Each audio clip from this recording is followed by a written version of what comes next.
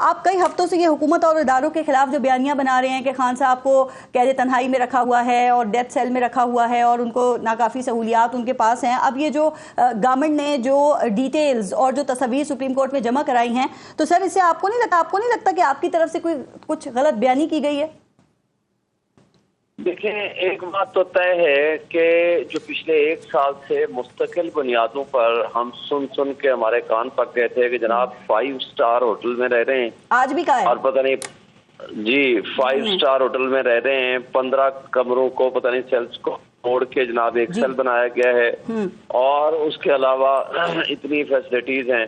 میں تو دعا کرتا ہوں جاوید لطیف، نواز شریف سمیت اللہ ان کو ان 5 سٹار ہوٹلز میں واپس دوبارہ لے کے جائے.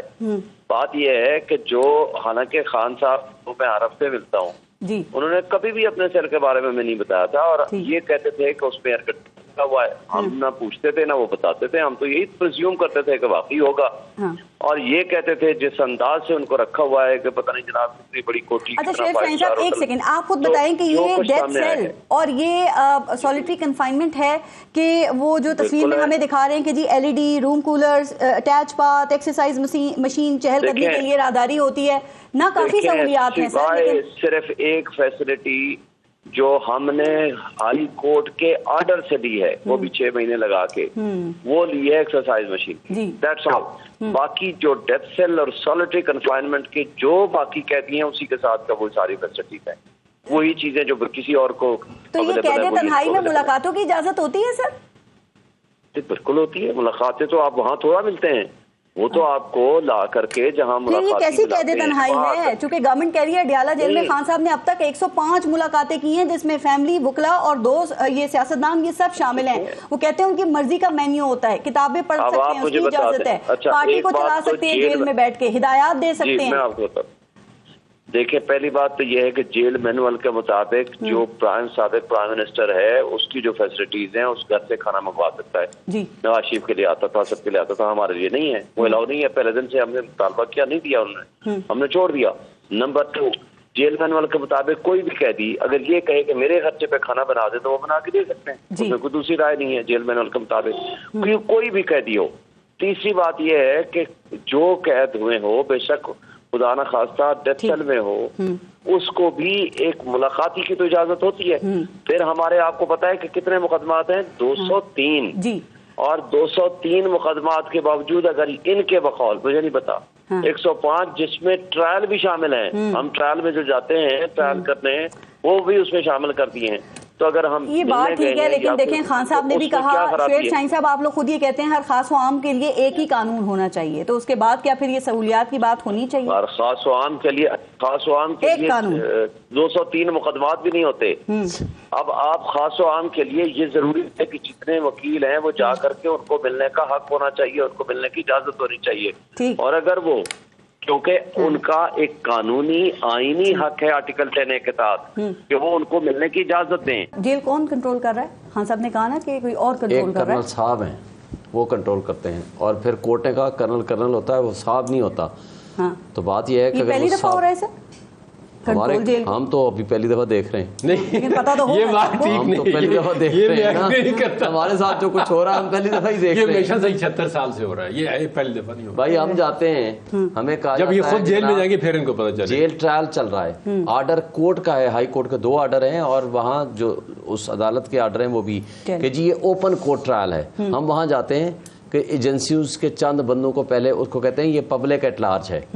ہم جو وکیل ہیں اس کیس میں وکالت نامے والے کھڑے 3 گھنٹے میں واپس بھیج دیا جاتا ہے. جسٹس اطہر من اللہ کے ریمارکس آپ کے سامنے، اور یقیناً آپ اس پہ PTI کے ورکر کے طور پہ خوش بھی ہوں گے، لیکن جو آپ کے مخالفین ہیں نا وہ 2 نظام اور 2 قانون کی بات کر رہے ہیں اس کے اوپر. وہ کہتے ہیں کہ اگر کوئی جیل میں ہے اور کوئی بھی شخصیت ہے اور جھوٹے ہی کیسز ہیں تو بھی وہی قوانین ان کے اوپر امپلیمنٹ ہونے چاہیے جو ایک عام قیدی کے اوپر ہوتے ہیں. سر تو کیا ایک اگر شخصیت کافی مقبول ہے تو اس کے لیے قانون الگ ہو سکتا ہے؟ ہم کب کہتے ہیں کہ مختلف قانون بنا دیں. دیکھیں جب کوئی پارٹی لیٹیگنٹ ہوتا ہے نا اس کو انڈر آرٹیکل 10A یہ حق حاصل ہوتا ہے کہ چاہے تو وہ خود آئے، چاہے تو اپنا وکیل انگیج کر لے. انہوں نے خود لکھ کے بھیجا کہ آپ وکیل انگیج کرنا چاہیں تو وہ کر لیں, خود آنا چاہیں تو آ کریں. عمران خان نے جیل سے لکھ کے بھیجا کہ میں خود آ کے اپنے کیس کو آرگو کروں گا, مجھے بلوا لیں. یہاں اپلیکیشن بھی آئی. جسٹس صاحب اطہر من اللہ صاحب نے کہا کہ وہ مقبول ہیں. میں اس حوالے سے پوچھوں کہ اگر کوئی مقبول ہوتا ہے تو قانون الگ ہو سکتا ہے. اس کا میں آپ کو جواب دے دوں نا. پہلے جب انہوں نے یہ کہہ دیا کہ میں یہاں آنا چاہتا ہوں, ہر شخص کو یہ حق حاصل ہے کہ وہ عدالت میں آئے, آپ اس کو پروڈیوس کر دیں. آپ کیوں نہیں کیا؟ نمبر 1. نمبر 2, آپ نے خود اس کیس کو کہا لائیو سٹریمنگ ہوگی. لائیو سٹریمنگ کا آپ نے خود فیصلہ کیا کیونکہ یہ مفاد عامہ کا کیس ہے, پبلک انٹرسٹ کا کیس ہے. جب عمران خان آیا تو آپ نے کہا نہیں اب مفاد عامہ کا کیس ختم ہو گیا. 4 ججز نے منع کر دیا تھا نا سر. چلے جن ججز نے بھی منع کیا غلط فیصلہ ہے نا. اب اطہر من اللہ صاحب نے کہا ایک مفاد عامہ کا کیس اس لیے ہے کہ آپ ایک شخص کو, ایسے بندے کو روک رہے ہیں جو سب سے بڑی پولیٹیکل پارٹی کا لیڈر ہے, مفاد عامہ یا پبلک ایٹ لارج اس کو اگر دیکھنا چاہتی ہے یا سننا چاہتی ہے تو آپ کیسے کہتے ہو کہ ہم اس کو سامنے نہیں لائیں گے؟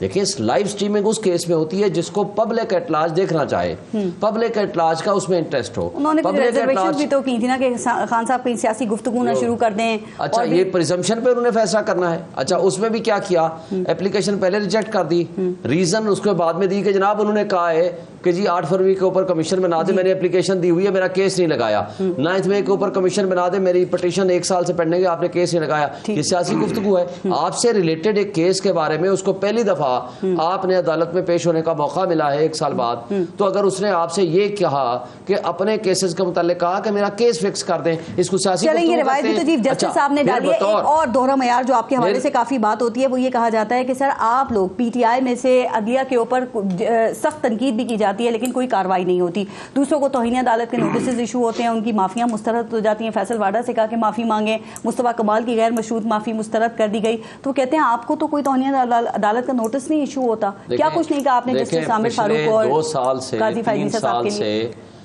جو کچھ پی ایم ایل این نے کہا, تصویریں لگا کے جو کچھ الفاظ کا استعمال کیا, جو ابھی یہ فیصل واڈا نے کہا, دیکھیں قاضی فائزہ صاحب کا خود حکم ہے, اگر آپ کو کسی جج کے متعصب ہونے پہ اعتراض ہے آپ ضرور اس پہ بات کریں. موجودہ دور کی بات کر لینا سر, موجودہ کی بات تو آپ لوگ تنقید کر رہے ہیں. یہی جیسے عامر فاروق نے خان صاحب کو سائفر میں بری کر دیا انہوں نے, اور آپ کیسے ان کو ریمارکس دیتے ہیں؟ تنقید کرنا اور تھریٹ کرنے میں فرق ہے.